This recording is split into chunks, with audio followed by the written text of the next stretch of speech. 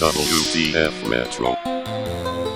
Hello, I'm Ross from Cultaholic.com. You're my sexual wank pheasants and welcome to Cultaholic Extra. I'm only pulling your leg. We didn't charge you for content. Welcome to WTF Retro, where we're going to deal with the Invasion pay-per-view of 2001 because God knows YouTubers don't cover this subject enough. Now, of course, the opening promo package to this show is the best I've seen since Two Cold Scorpios, but it got me to thinking. Now, as we all know, WWF taking on ECW and WCW was not a real war, yet footage from President Roosevelt's speeches and bombs and planes and all kinds of war paraphernalia were used to hype this pay-per-view. Wasn't it nice of America to have so many real wars just so WWE could pluck the footage to put in a promo package for their simulated combat event? Way to trivialise war, Vinny! Shout out goes to your man who's got his belly out and tries to fix his shirt, but he can't in time so his belly's out in front of the world even though he doesn't want it to be. Haha! I guess that serves that man right for supporting a tosser who supports that cut. Now there's two fellas with hardcore holly 8x10s inside of WWF New York and I have no idea what to make of this. Why on earth would two people who clearly are not together at WWF New York have the same piss and fetish for hardcore piss and holly? Now I hope that those two gentlemen are indeed married and having a wonderful life these days, because if anything we have learned there, it's that they're meant to be. Now of course we learned there was a meet and greet with hardcore holly later in the show, but we didn't know this at the start, therefore WTF.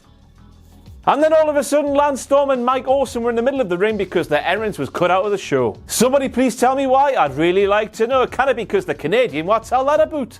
Hey, they both went the wrong way, wangers! No wonder with such lack of awareness, Paul Smackage rolls them up time and time again, brother. Christian, you've gone arse over tit. It's my version of his theme. Aye, of course, Christian, I'm sure that you and Edge doing a Hardy Boy poetry in motion was supposed to end up like that. That's like a One Direction song in stationery. You get it, don't you? You get the funny and the joke.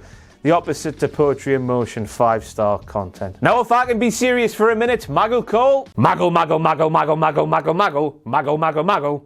Fancies Lance Storm because the amount of times he had to mention that Lance Storm is perhaps the best athlete in this entire coalition made me think that Maggle Cole was trying to make Beetlejuice appear or something. Look at him there watching television like a normal excited person would. Why does he make everyone else watch it like this today then? Earl Hebner versus Tricky Nicky What a Cock Patrick in a professional wrestling match. That is all. And there's not one, but there's two signs dedicated to the memory of Earl Hebner, who isn't dead. What am I saying? Bloody hell, I miss the olden days, because could you imagine if WWE did something like this today? They might as well call it the public toilet bowl match, because the amount of people crapping on it would have been a lot.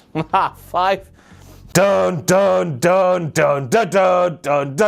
Now I don't know why, I guess in Vince McMahon's weird mind the word official is more prestigious than the word referee. You had Tricky Nicky What a Cock Patrick being the senior referee of WCW, while on the other hand you had the pile driver Earl Hebner being the senior official of WWF. Not to Kevin Dunn and those teeth, of course, shards of which make up the white portion of the WWE's referee shirts, didn't you know? He named them both referee in the name slate thing and probably pissed off Vince McMahon because Vince McMahon is weird about words. Isn't that right? Every single hospital in the world. Now I have no idea where the following quote came from, but I can vaguely remember Bruce Pritchard talking about this subject on his podcast, so it might or it might not be true. Prior to the WrestleMania 14 pay-per-view, Earl Hebner, was in a hotel lobby in British Columbia where he felt sharp pains in his neck. Once he returned to his room, he looked in the mirror. Seamless transition.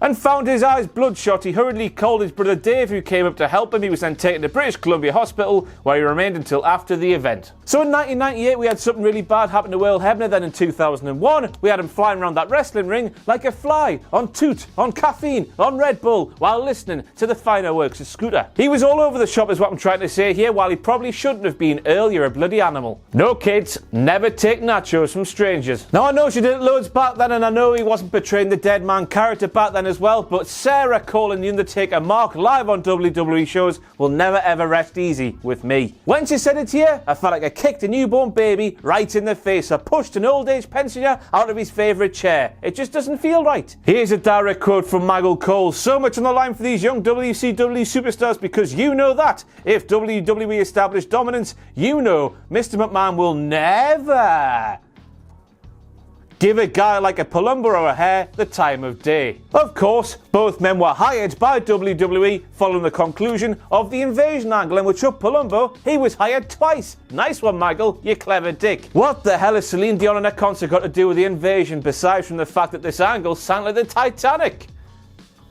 Go back and listen to Lady Balls herself speak in 2001 and compare it to her voice today. It's so bloody different. Now it feels wrong bringing this up, but in a series called WTF Moments, I can't bloody help it. It sounds like she's gone through puberty over the past 17 years, but puberty of a man. Now I'm not a doctor, so I can't explain why her voice might be deeper, so that's why it's in this video. Just covering me tracks. 2 signs. First of all, can I buy you a fish sandwich? No you can't, you creep. And secondly, 2 gay men in tights. I believe that sign there says. Now let me tell you, neither X-Pac nor Billy Kidman were gay back in 2001. For X-Pac especially, I've seen video evidence.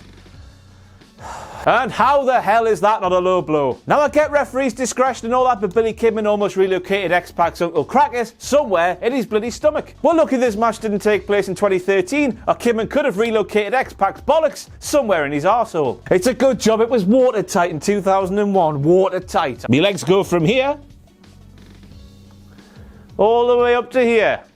It's not the same, is it? We'll trade PS2 for ride on Russian space shuttle. I mean, I don't know what to say because I'm rushing to finish this video. Hey, I'm only kidding. I'm actually putting off time so you get your money's worth from this video. I'm stalling. So then, just after he made a big old hoo-ha about the Alliance finally getting on the scoreboard after Billy Kidman's victory, Michael Cole lets us know that on the pre-show, which still counts for the overall total of both teams, Chavo Guerrero defeated Scotty 2 Hotty. So yeah, that happened. And more importantly, that means the Alliance was already on the scoreboard before Michael Cole laughed at them for finally getting on the scoreboard. It's clear for all to see those dastardly frosted tips were seeping down into his brain, and some say he still hasn't recovered from the damage caused back then. I'm one of them. So the finish to the William Regal Raven match sees Raven get knocked to the outside, then not a second later the referee follows him to the outside for some reason, which then allows Towers to come down, hit a suplex on Regal, which then allows Raven to come back in, hit a DDT for the win. What was the referee doing? He was like a dog in a bastard tennis ball. He had no reason to be outside the ring, yet he went out there anyway. Big Show and an arrow pointing down. This must mean his feet. We all saw that episode of GTV where Val Venus looked down and said, "You call him the Big Show?" Big Show has a little willy. Pass it on. The devil reared its ugly head in the form of Billy Gunn's The One Theme. That saxophone had my testicles tangling. Quite frankly, whoever was responsible for that theme deserves to be shot between the eyes. And no, I'm not being dramatic. Or an ass. Billy Gunn. Cockring Intercontinental Champion, WTF moment. Cockring Fan Club, WTF moment. That's not Hugh Morris back there, that's General Rection, which is funny because General Rection sounds like erection, and erection's funny because it's stiff willy, isn't it, Vince Russo? Shawn Stasiak, good-looking man, lovely tan, intelligent man who was an actual doctor or a chiropractor. They count, don't they? I watched 2.5 Men. Today, I'm being serious, but most importantly of all, a great lineage in the professional wrestling industry. A fantastic set of tools to make it all the way at the top. Don't you agree? Nah. Of course he thinks it's fine and dandy to go for a pinfall when he's in the ring doing a sneak attack when the referee's back is turned. Sort of defeats the point, doesn't it? You meaty bastard. I bet he's not, you know. Matthew James Cuthbert Hardy, that top. What the hell is that top? It looks like you're a European discotheque fan. Oh yeah. Ulf Minuten. And also, judging by the massive logo on his tits, he's a massive Triple H mark as well. Matt Hardy, always been a bit weird, hasn't he? Oh, Roberts, no wonder they didn't have you speaking unless you were saying, "Cowabunga, man. Oh, yeah, don't have a cow." If there's one thing you don't say in the midst of an angle where the one big flaw pointed out by everybody and their dog is the fact there's no big WCW names there, it's your next, yet you said it there.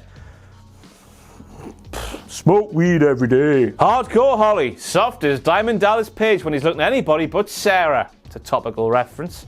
Look at the collar of that t-shirt there. Pre-ripped so he has no problem stripping that unassuming fan naked in public. Arsehole from start to finish. On to the first tag team bra and panties match we go, and Jesus Christ, slap my arse, none of this has aged well whatsoever. But there is a silver lining to this cloud, and that silver lining comes in the form of the fact that Jerry the King Lawler was not on commentary because his last month's WTF Retro video for Money in the Bank 2011 proved that man is still a nonce. We've got Mick Foley acting like he's found Willy Wonka's golden ticket. We've got good old Grandpa JR JR said he's done extensive research on bra and panties matches all on his lonesome, and we have that sign right there. And I reckon 17 years later that man there still has that sign plastered on his bedroom wall. Just imagine the sight of that pathetic specimen walking to the arena in public with that in his hands.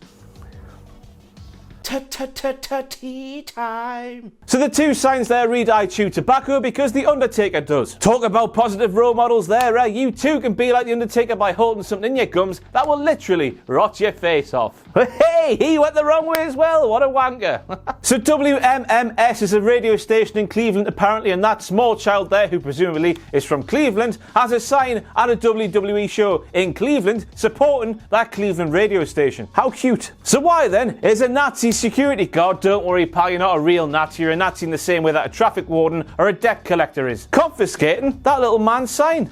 Damn Nazi. Now, as we all know, WWE took a lot away from Diamond Dallas Page when he made the transition over to the company back in 2001, but the fact that Michael Cole called the movies about to hit there a neck breaker is the most scandalous of them all. Never forget though, a diamond upside down is a pussy. And then after an absolute humdinger of a 10-man tag team match where emotions were high, like the end of Marley and Me, a seemingly injured Stone Cold Steve Austin got back in the ring, turned on WWF and handed Booker T a painful victory over Kurt Angle to seal the match for the Invasion people.